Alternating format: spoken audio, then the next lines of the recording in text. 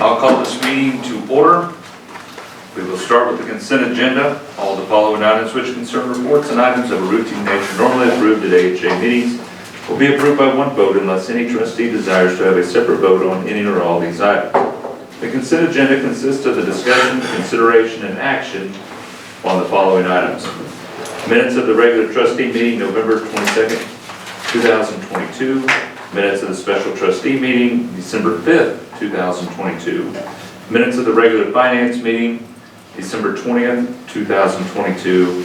Minutes of the regular finance meeting January 17th, 2023. And a check report November 9th, 2022 through January 8th, 2023. Make a motion to approve the consent agenda as presented, items A through E. Second. Have a motion by Dr. Brown, a second by Jay Randalls to approve the consent agenda as it was presented. Roll call vote, please. Gaspard? Yes. Hannaford? Yes. Randalls? Yes. Simon? Yes. Brown? Yes. Bowman? Yes. All right. Next item is the CEO's report. Candace? All right, so I sent you the snapshot regarding a few of the things that we're working on. The InReach project, our surgery project, we have signed on a general surgeon through InReach. His name is Dr. Ian Daniel, and we are very excited to get him started, hopefully towards the 1st of March. Working on getting him credentialed with all of the payers, and then we'll bring credentialing to you hopefully, I'm hoping next month. So they also are in talks with an orthopedic surgeon. We have not got to talk to him yet, but if those talks continue, we'll be scheduling a meeting to talk to an orthopedic surgeon as well. Supply chain management. We had been talking to a company out of Broken Arrow called COSO. We had a meeting with them last week and determined that that is not a feasible route for us to go. Probably with the volume that we have of supplies, it's just not going to be a good option. So Jaden Lewis is our materials management supervisor, and she is talking to our current GPO, and they are going to be working through all of our contracts. She thinks that she can save us around 15 to 20%, which is, we were in the 20% range is what we were hoping to save. So this might get us there anyway, so hopefully. Providers have been busy. There's some kind of GI bug going around that is kind of wicked right now. The Chargemaster project, we did talk to them this week and get a draft of the Chargemaster, so we should be getting that very soon. Our goal was to have it by the end of this month. And I was talking to Jason earlier today. One of the next steps of the Chargemaster project could be a pricing strategy. That's looking like it's around $90,000. So we're trying to decide how to handle that and at what point we would look at doing that. Right now it's probably not an option. So I'm reaching out to SSM to kind of help us take a look at that. Marketing, always trying to keep our clinics and services at least on Facebook and on the billboards and in the paper. The RHC finally had their survey last week and passed with flying colors. They did not have one deficiency at all. So they did a great job, and we're just waiting on CMS to recognize that designation. It will retro back to the date that they passed their survey. This will allow us to have access to put them on 340B. So that should help us garner some more revenue with putting all of Dr. Burke's patients on that 340B that qualify.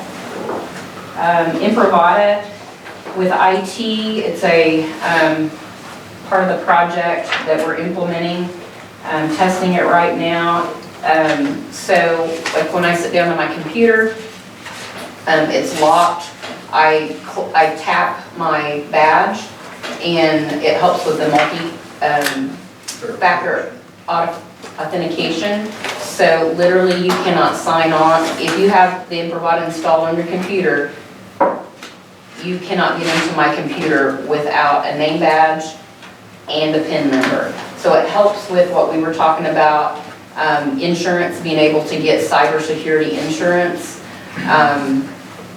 So it's pretty cool. I think Mark said for each one of those, it's around $40. He thought $35 to $40. Well worth it, because it also decreases your frustration with having to sign in multiple times. That'll save you an hour a day. Yes, we talked about that actually today, how much time it will save, frustration, and then yours will also have, I believe yours will be thumbprint so that you can order narcotics that way.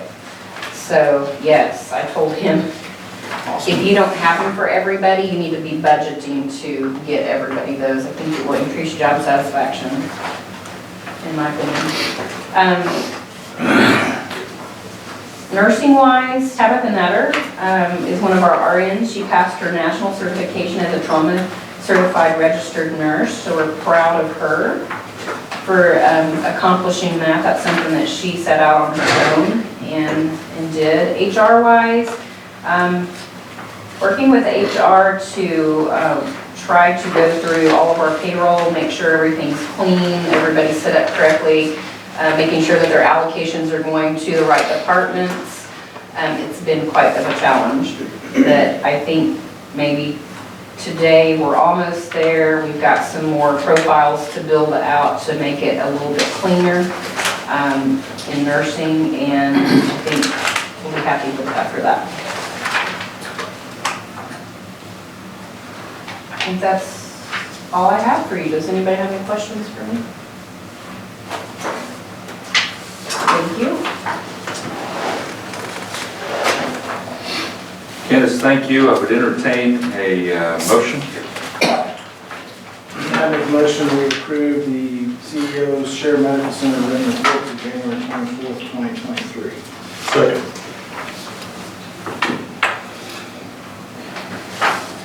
I have a motion by Jay Randalls, a second by Dr. Hannaford, to approve the CEO's report,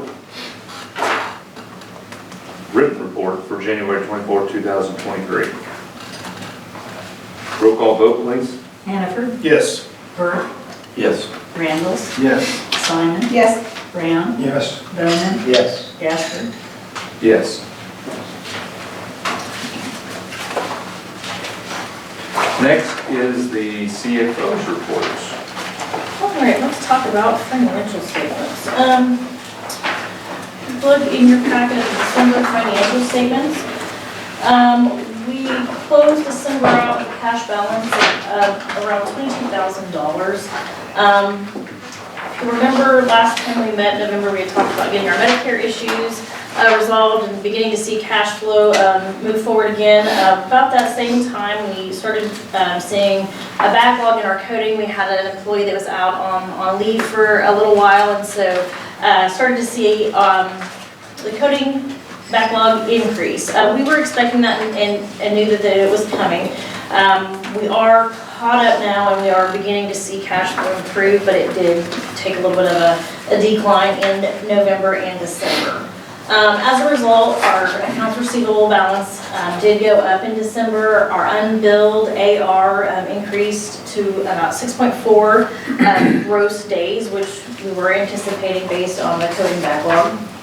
Our billed AR did decrease to 57.1 gross days, which we're getting really close to that KPI of 55 gross days. Our staff has really been working hard to get that number down. Due to the decrease in cash flow, our AP did increase to $870,000.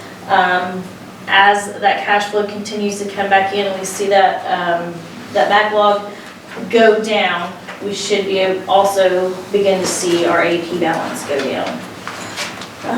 Our gross patient revenue for the month of December was $1.7 million. It's a little bit of a decrease from the month of November.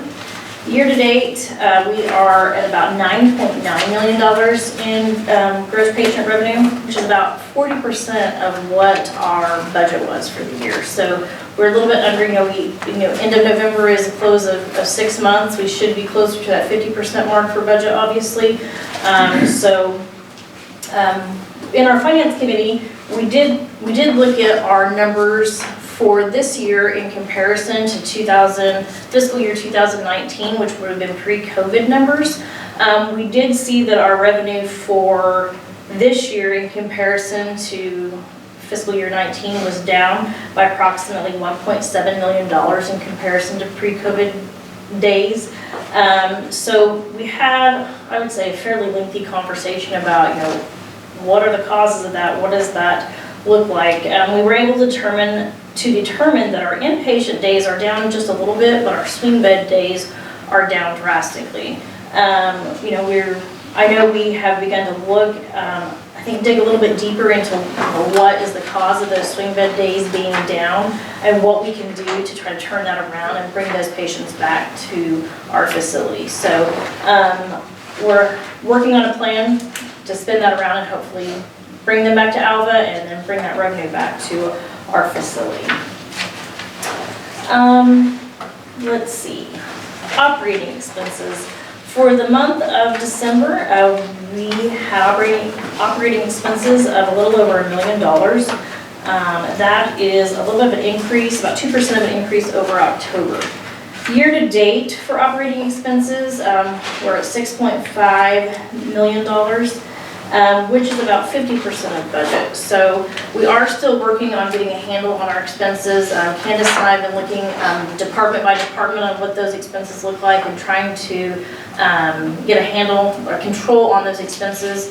Some of what we've been doing is working with the materials management supervisor to look at our processes and make sure that we're not over ordering and streamlining some of that, and just trying to find the areas where we can to cut expenses.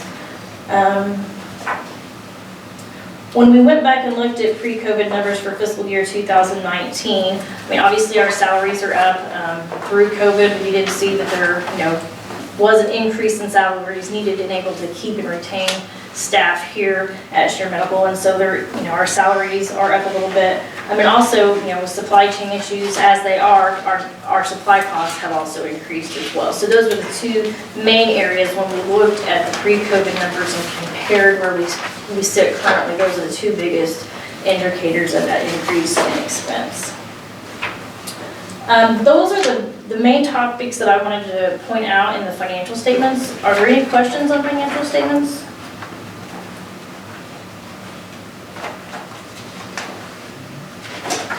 You look like you have a question. I'm not a bean counter. Okay. Is any of this profit and loss broken down into clinics and then hospital? Or are they all combined? This is all combined. This is for the hospital and the clinics all together. We do have obviously the convalescent home and homestead broken out, but not for ours. Not for the clinics. No. When we look at it on a departmental level, that is something that we do have broke down, but as it's. We do have it, we just don't have it You in just your. don't report it monthly. We don't Yes. have it in your packet, yeah. We can give it to you. Yeah, almost definitely. And that's something I think, we would like to eventually get to the point where we're bringing it here on all the bases. And we've looked at it here recently. And In In finance finance. committee. Any other questions? I may sound stupid, but I notice here we've got 94,000 written off to a collection agency. Do we get any of that back at the collection agency? I don't know how that works. So we do. That was a question I think that actually Jay asked in Finance Committee. I'm trying to remember, I can pull it up here. I believe that in the last 6 months, our collection percentage from things that have been sent to collection, it's not extremely high. I want to say it's around 3 to 4% now. We haven't been consistently sending things to collections as we've gotten our billing issues under control. Historically, we would collect about 17% of what is sent to collections.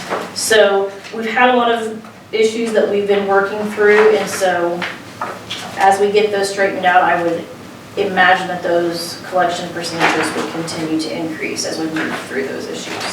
I guess obviously, do they get the note then, okay, I've got a $100 bill, you turn me over to collections. So collections is trying to collect my $100. Say I paid $100. They get a percentage of it and we get a percentage of it.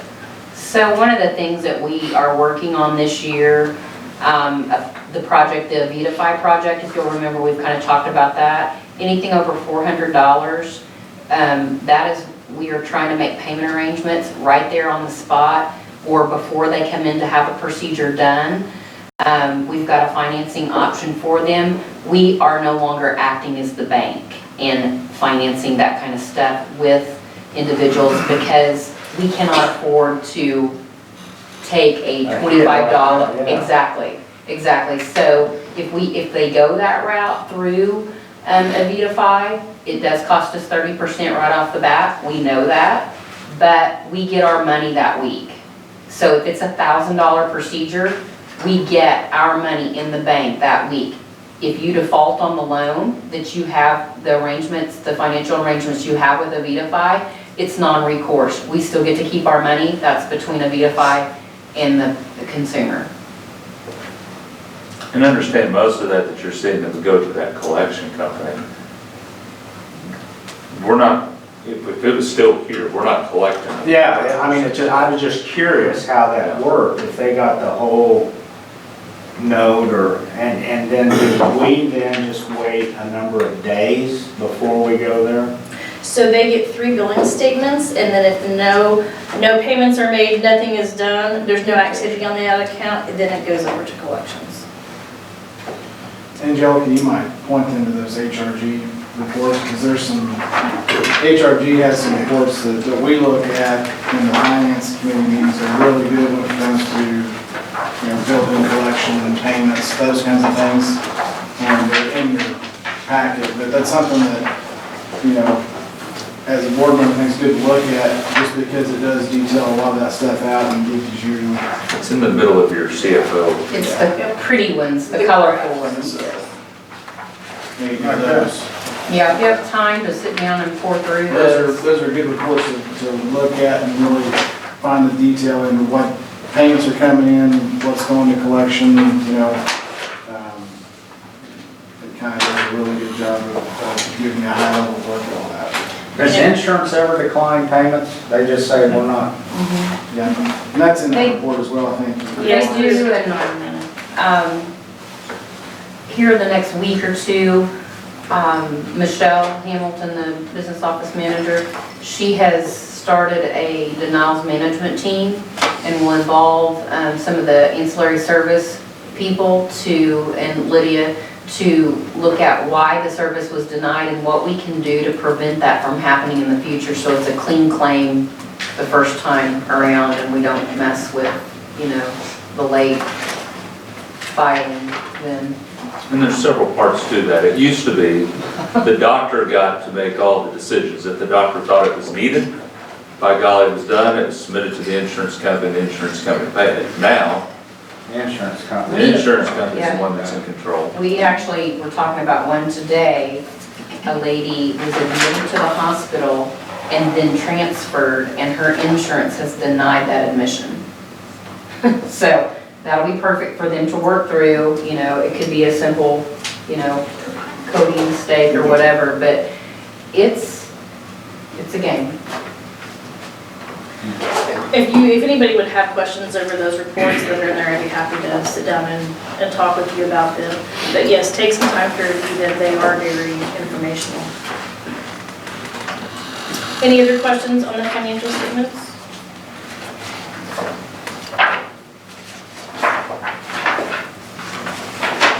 I have a couple other things I just wanted to update the group on. So we are still working on our Meditech implementation.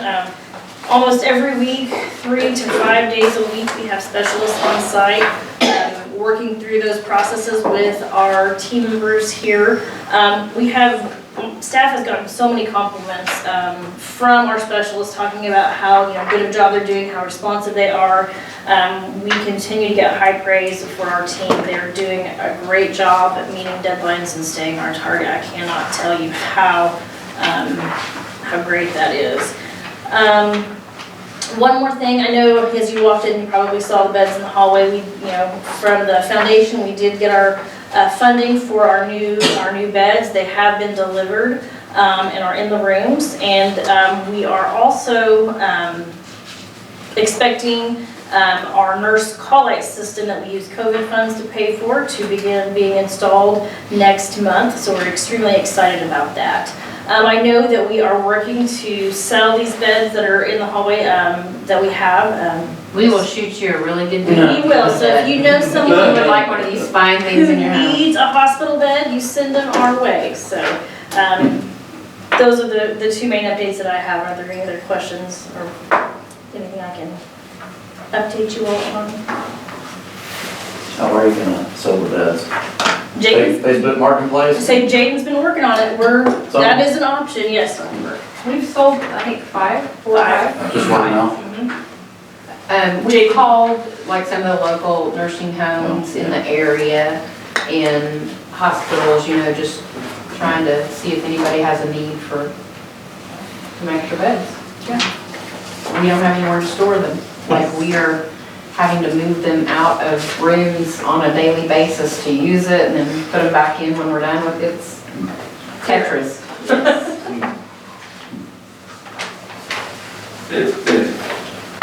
Go ahead. Okay, so the final thing that we have is the contract extension for so action to approve and disapprove an engagement with Forbes LLP for Phase 2 of Meditech Expanse, not to exceed $150,000 plus administration fees.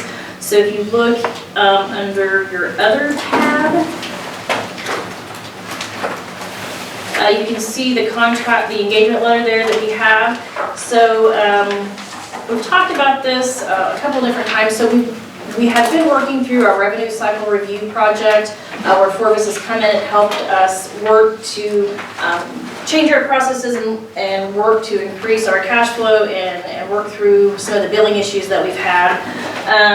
What we are wanting to do with this most recent engagement is to keep those things on track and make sure that the changes that we've implemented continue to be effective as we go through this implementation is we work to engage them to help us monitor and set milestones and timelines for us so that we preserve the revenue cycle processes that we've implemented and the changes that we've made and continue to keep that progress on track. And to help make sure that we're utilizing the Meditech Expanse software with our finances. That we Yes. set everything up correctly. Appropriately, And correct. so the part I want to add on to that is 11 years, 10, 12 years ago, whatever it was when we set up Meditech originally, we had nothing like this. So we got this huge computer software program, but we did not have anybody to make sure that we were setting it up correctly and then to be able to implement it correctly. This is what they are going to help do. If we're going to spend all this money on this program, we need to make sure that we're using it correctly. Because there are so many pieces of this original that we never ended up using for 10 or 12 years, but yet we've been paying for it. So this will also help with that to make sure that we get down the road, we know how to use it, and we're using it to its full capabilities. And I will say, one of the members of our team that we've worked with from Forbes, she previously worked for Meditech as a specialist, and so she has been very insightful as we've gone through the first part of this review, and has had a lot of guidance that she could give as we prepared for this implementation, and I would anticipate that as we move forward.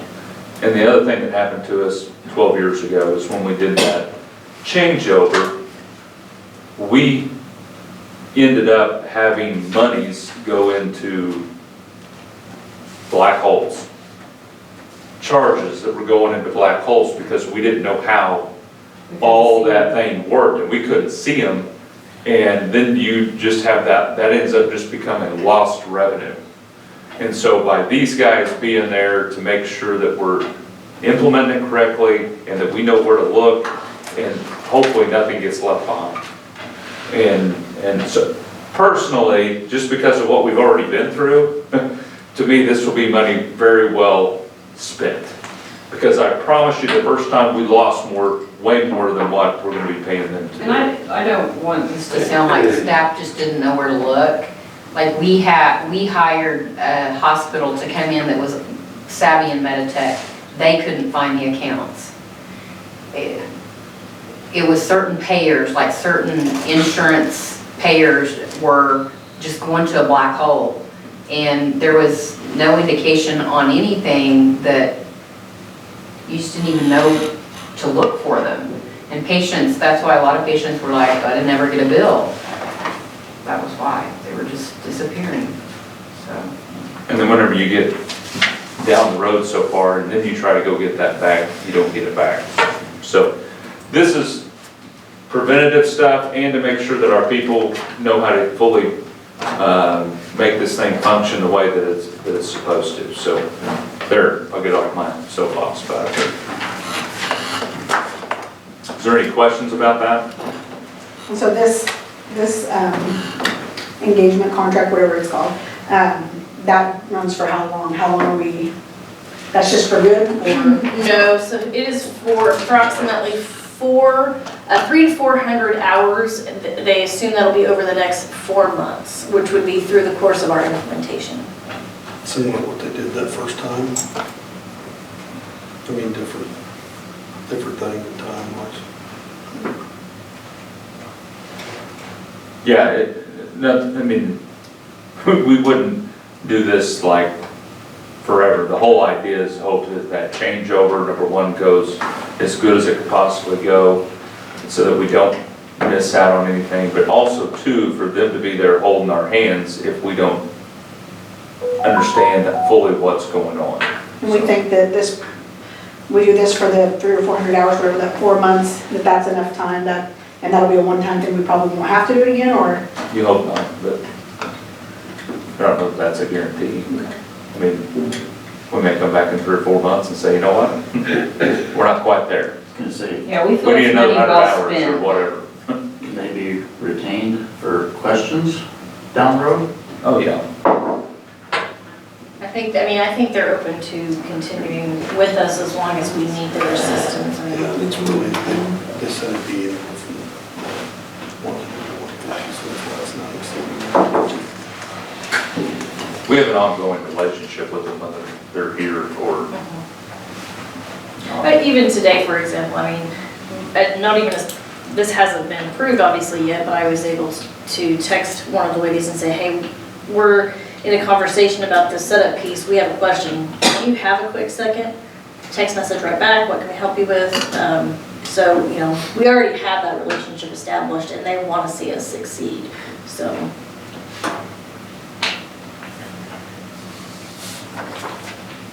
Any other questions? Make a motion that we approve an engagement with Fortis LLP for Phase 2 Medtech expansion, not to exceed $150,000 plus administrative fees. Second. I have a motion by Dr. Brown, a second by Jay Randalls, for the approval of the engagement with Fortis LLP for Phase 2 of Meditech expanse, not to exceed $150,000 plus administration fees. Roll call vote, please. Bert, Yes. Randalls, Yes. Simon. Brown, Yes. Bowman, Casper, Yes. Hannaford. Yes. Okay. Thank you. Next is the Medical Staff Executive Committee. Dr. Burke? Okay, so since we last met, we had 2 meetings. One was December the 8th. The next one was January the 12th. Our last meeting on the 12th, we didn't have a lot of business. We reviewed some QAPI evaluations and things like that. So really, the only thing we need to really talk about today is from the December 8th meeting. We met and voted on reappointment to allied staff of a CRNA, Marissa Endersby. She's been here before? Yes. She goes in. Yes. And so that's a reappointment to allied staff. Motion that we reappoint that line staff, Marissa Endersby, CRNA. Second. I have a motion by Dr. Brown, a second by Dr. Simon to reappoint the allied staff Marissa Endersby, CRNA. Roll call vote, please. Randalls, Yes. Simon. Yes. Brown, Yes. Bowman, Yes. Casper, Yes. Hannaford, Yes. Bert. Yes. And that's really all I have, because last meeting we didn't vote on it. I'm not sure I said this last time, if I did not. Jerry Darger is gonna be retiring in June. And so Tate and Marissa will be taking Jerry's place. The husband and wife? Yes, they are. So Marissa grew up here now, but it's Arden and Nikki Chapey's daughter. Oh, okay. Yeah, Oh, that's fine. yeah, that's why that sounds familiar. Yep. Okay. So under QAPI, what do we have for QAPI?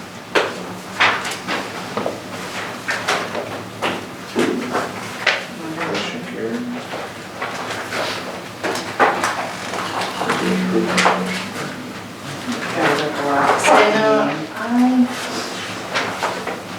I think I was just in there for a portion of it because we had some tech specialists on site that day, but, I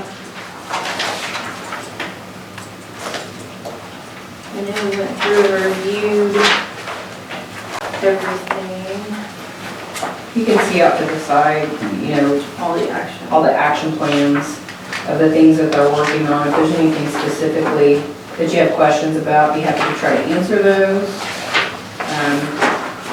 I'm excited because you can tell just by our notes that the staff are really getting into the groove of our quality program. You want to? That's just in yours.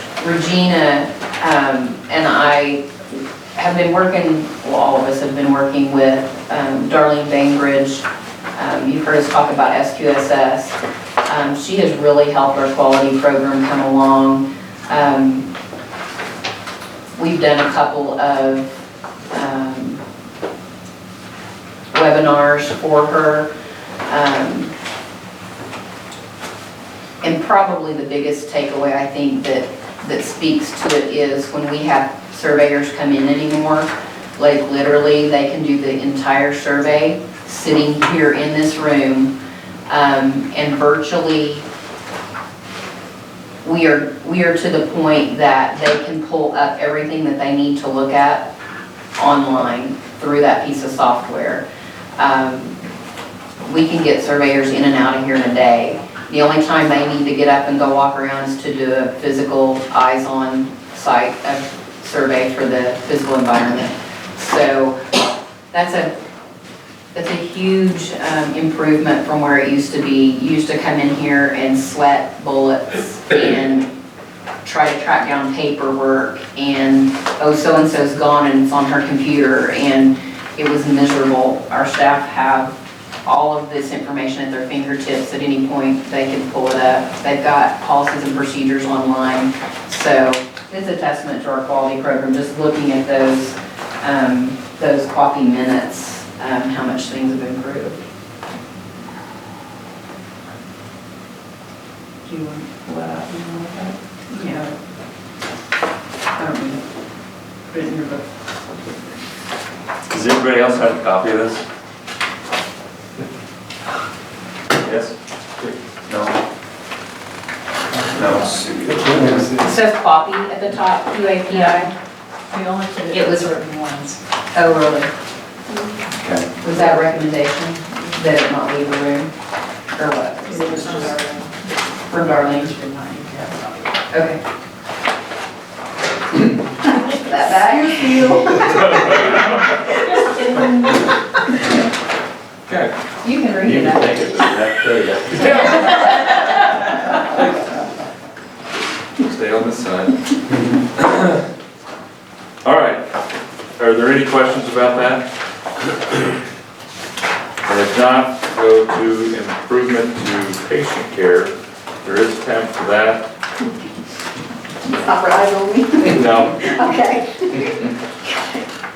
that's the contract review.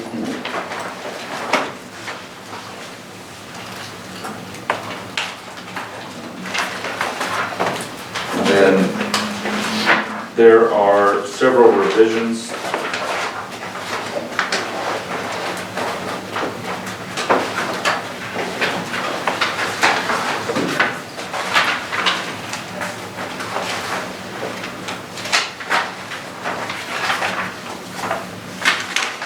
So all the contracts were in good order. Yes. More than nothing that we are trying. Okay, so then the first item under B would be the revisions report that's dated November 8th, 2022. We're just questioning what the guys have. We're making a funny down here, sorry. But we're They're entertaining themselves.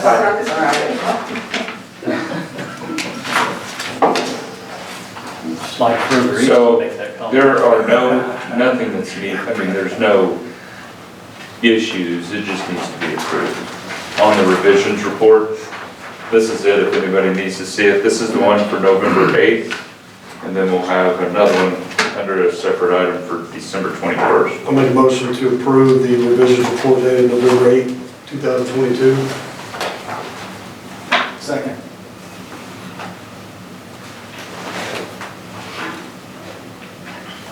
Have a motion by Dr. Hannaford, a second by Jay Randalls to approve the revisions report dated November 8th, 2022.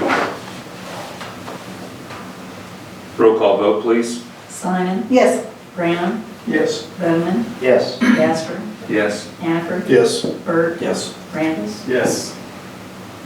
Okay. There is nothing that needs to be, for no action from us other than to approve it for the December 21st, 2022 revisions report. Make a motion to approve the revisions report dated December 21st, 2022. Second. We have a motion by Dr. Hannaford, a second by Jay Randalls to approve the revisions report dated December 21st, 2022. Roll call vote, please. Brown, Yes. Bowman, Yes. Gasper, Yes. Hannaford, Yes. Bert, Yes. Randall. Yes. Simon. Yes. Okay, the next one is the Strep A gene expert policy.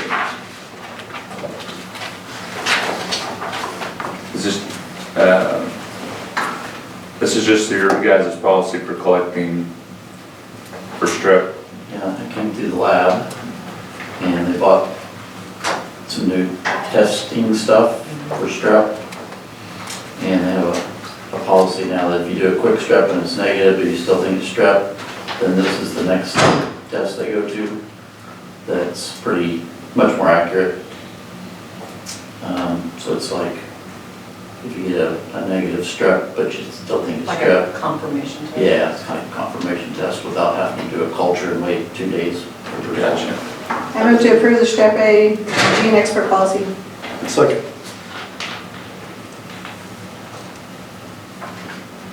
Have a motion by Dr. Simon, a second by Dr. Hannaford to approve the Strip A gene expert policy. Roll call vote, please. Bowman, Yes. Bassford, Yes. Hanford, Yes. Bert, Yes. Randalls, Yes. Simon. Yes. Brown. Yes. Okay, the next one is the CT-NG gene expert policy. Again, that's through the lab, and it's some new tests for GC and chlamydia, gonorrhea and chlamydia testing. Any questions about that? I move to approve the CT&G gene expert policy. Second. We have a motion by Dr. Simon, a second by Dr. Hannaford to approve the CT-NG gene expert policy. Roll call vote, please. Bassford, Yes. Hanford, Yes. Bert, Yes. Randalls, Yes. Simon, Yes. Brown, Yes. Bowman. Yes. Okay, the next one is the physical environment management systems plan.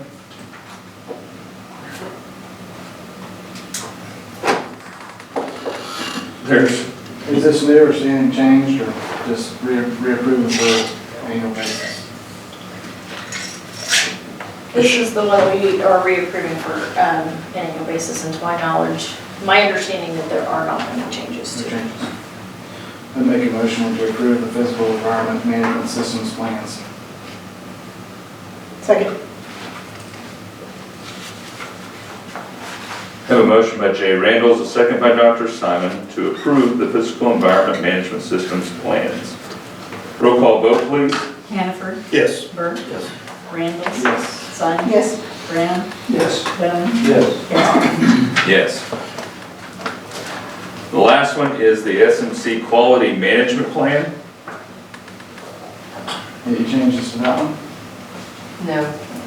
I make a motion to approve the SMC quality management plans. Second. Well, who's the second? Second. Dr. Simon?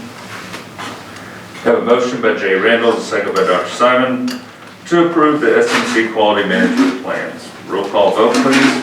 Bert, Yes. Randalls, Yes. Simon, Yes. Brown, Yes. Bowman, Yes. Bassford, Yes. Hanford. Yes. All right. Next, Kelly. Convalescent home report. I'll just do December. Our census, well, I'll start with finances. Sorry. Good talk.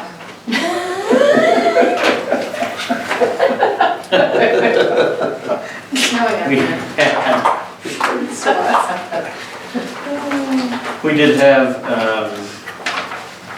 $223,833 in total operating revenue, with $262,506 in expenses.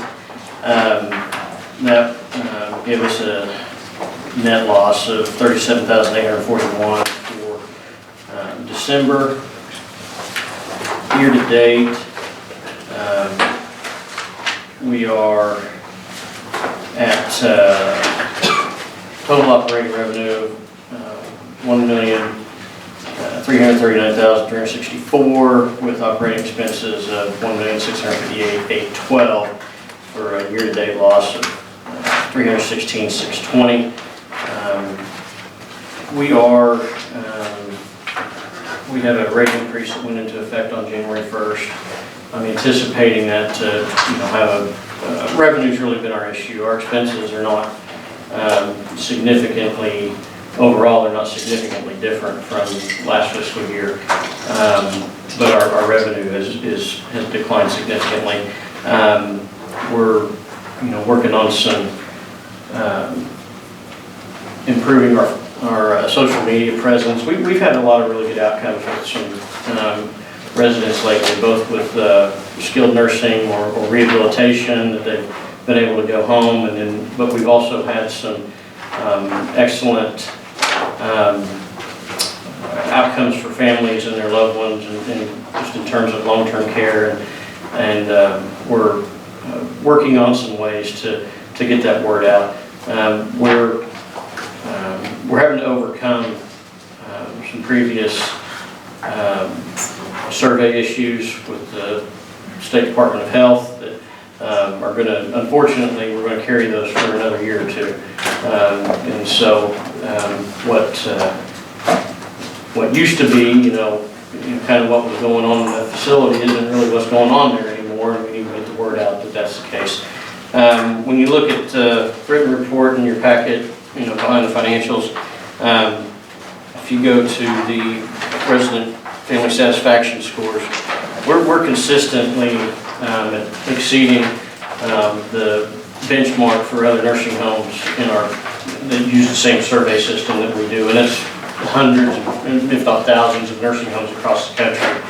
And so we're consistently exceeding the marks for resident family satisfaction, and we just got to do a better job getting that word out there so that we can get some people into our facility, and so we can take care of them.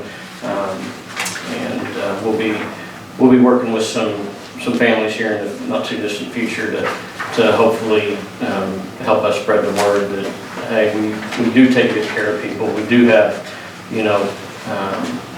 amazing staff, and so we got to get that census built up, though. That's really our issue, not having enough people in the building. So working on that. You can see everything else there in the written report. One thing that I'll say that isn't written in the report is that we did have, or we have been working with Forvis also on preparing an application for employee retention credit, which should get us some more money for some of the programs that are out there. Any questions? Has sickness and all that stayed at bay? We have had one nursing home resident positive for COVID, but they did not get that in our facility. They had been to another facility, and when they came back, they had COVID. Our staff have had COVID, but we have not spread that from our staff to our residents. So, But you're free right now, right? we don't have anybody right now, yeah. So we took our masks off. Except for the so- GI bug at the homestead. Except for the GI bug at the homestead. So, but yeah, we're nursing home infection control is going pretty well. Good. Any other questions for Kelly? If not, Homestead?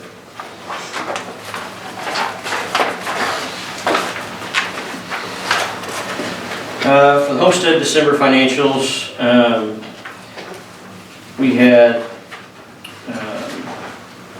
$52,797 in revenue and $53,432 in expenses. From a revenue standpoint, that's virtually unchanged versus December of 2021. Expenses are up slightly, expenses are down considerably, and about $16,000.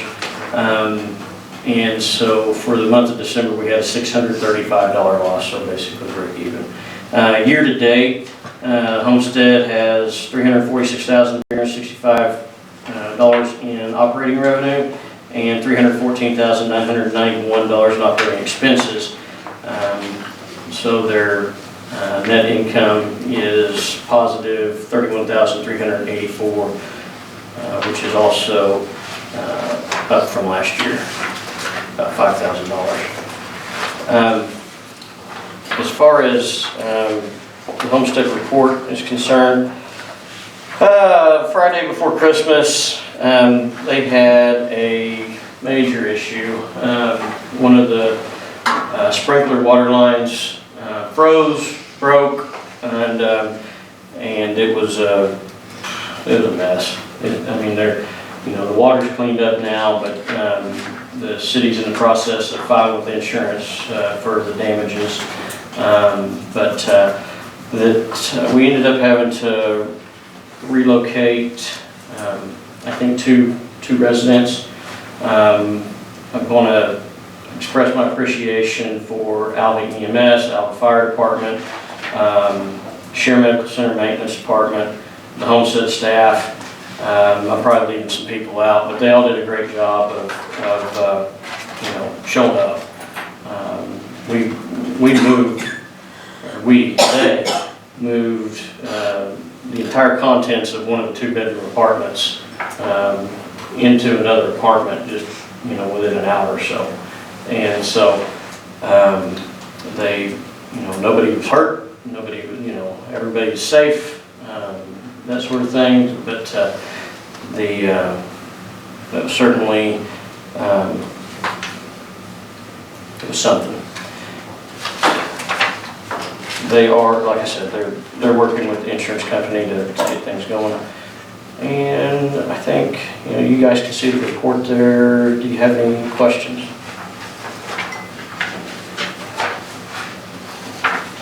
All right.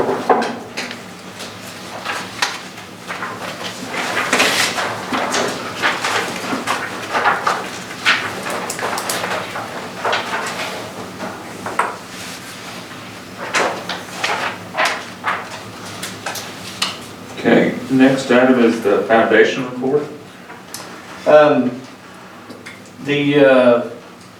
Angelica mentioned it, the hospital bed campaign that we were working on.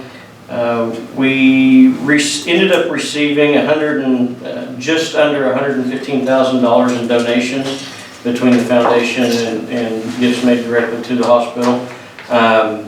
And so we have already from the foundation provided basically $109,000, and we have another $35,000 yet to send over that we hadn't received yet at the time we approved the $109,000. So those numbers don't add up. We also had other monies from previous donations that were only that were restricted for the hospital, so the hospital can use them. Foundation board approved those $69,000 to go towards the bed project as well with that. So that $69,000 plus almost $50,000 that we approved to come over in December, and then there's another $35,000 that we've received since December that'll go towards the bed project, and that makes a grand total of just under $184,000 towards the $201,000 project. So that was more than we anticipated raising, and so I think that was really good. And I haven't even seen the beds yet. You should go look at them. I should go look at them. Also, since the last meeting, the foundation moved approximately $90,000 into its liability fund with the Communities Foundation of Oklahoma. That Communities Foundation is currently doing a 10%, or was doing a 10% match for their 30-year anniversary. So that 10% match goes into their endowment fund for us, which we get all of the interest off that. Minus some fees. And so that happened. Also in December, we talked about 2 board vacancies. One of those is, when we meet next time, is going to be filled by Bill Buckles. And then the other is on your agenda tonight. It's a position that is at the recommendation of the hospital authority. So you've got that agenda item next. I will be attending the Communities Foundation 30th anniversary celebration in Oklahoma City this weekend. I think all of you have heard about Troy Smith's passing, but Liz is our chairman, and we're going to, make sure to be keeping her and her family in our thoughts and prayers. And we don't know what, the future is going to hold for their family at this time. So keep them lifted up. Thank you. And Kelly, thank you for your work on the bed project. We really appreciate all of that to get that money in here quickly. That was a quick turnaround and a very successful campaign. I appreciate that. When you do good things for people, they remember and they take care of you. They do, So and they certainly do. your staff deserve that as much as anybody. Thank you.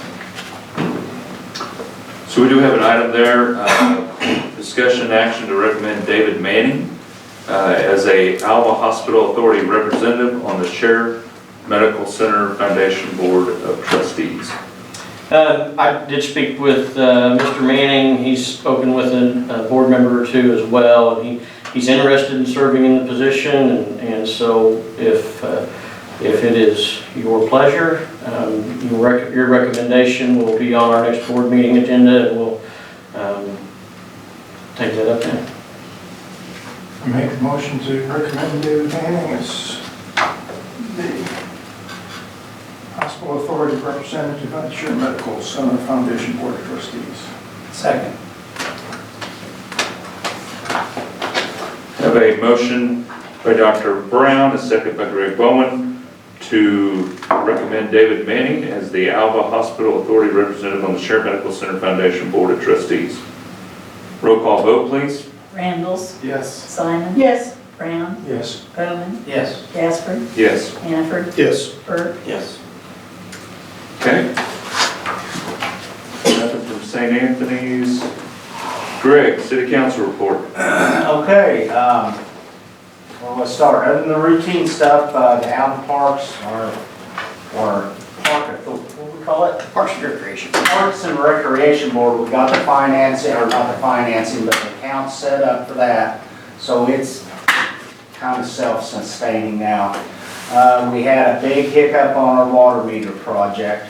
There was some delivery issues with one vendor, so we thought that was going to be changing bids because one might be able to produce it quicker than the other. That didn't happen, so we're about 8 months, I think, wasn't it? It's hard to say. There's more information to come, so that's kind of at a standstill.